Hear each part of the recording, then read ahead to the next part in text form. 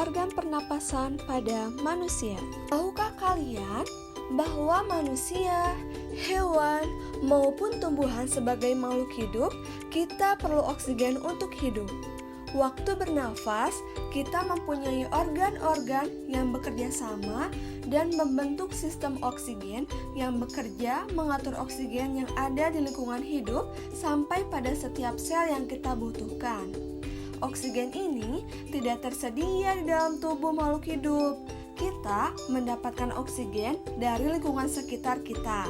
Bernafas artinya kegiatan menghirup atau memasukkan oksigen dari lingkungan hidup dan mengeluarkan karbon dioksida dan uap air melalui alat pernafasan kita.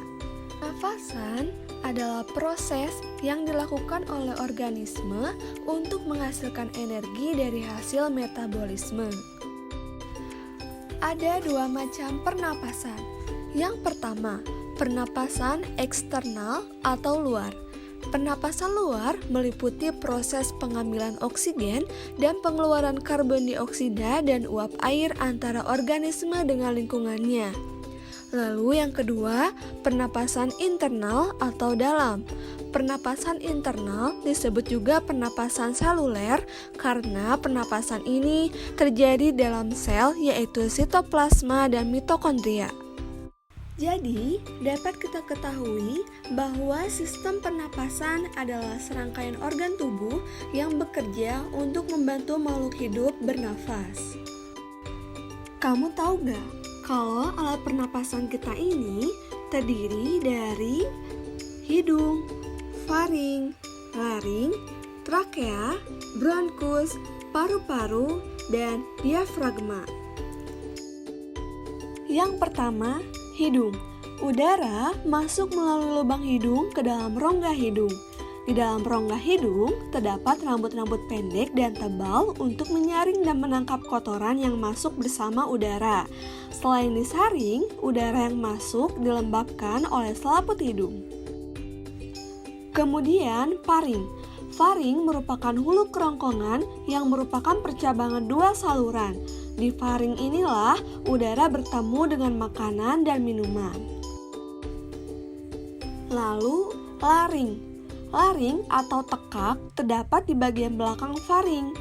Laring ini terdiri atas 9 susunan tulang rawan yang berbentuk kotak. Selanjutnya, trakea. Pada trakea terdapat jaringan yang disebut silia yang akan bergerak dan mendorong keluar debu-debu dan bakteri yang masuk. Kemudian terdapat bronkus dan bronkiolus. Bronkus merupakan percabangan dari trakea serta terdiri atas bronkus kiri dan juga bronkus kanan. Lalu bronkiolus adalah percabangan dari bronkus. Kemudian, udara masuk ke dalam paru-paru. Semua udara yang kita hirup akan masuk ke dalam paru-paru. Paru-paru terletak di rongga dada tubuh. Di dalam paru-paru terdapat alveolus.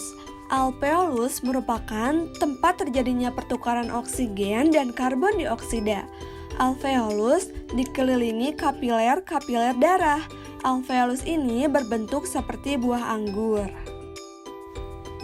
Nah, di antara rongga dada dan rongga perut kita terdapat sekat pembatas berupa otot yang disebut diafragma.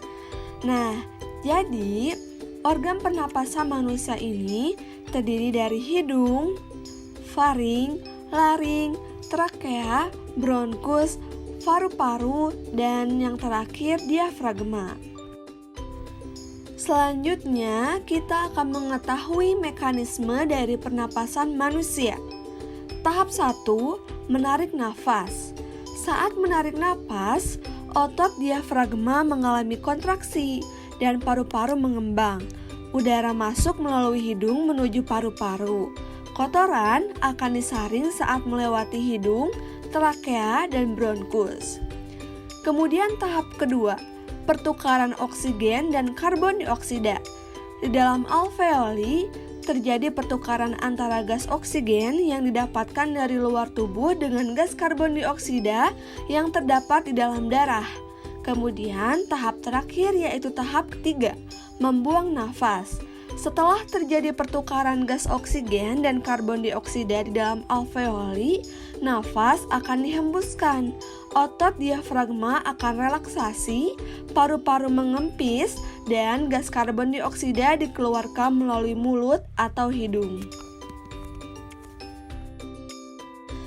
Nah, jadi ada banyak penyakit yang menyebabkan gangguan pernapasan seperti flu, asma, bronkitis, dan sebagainya.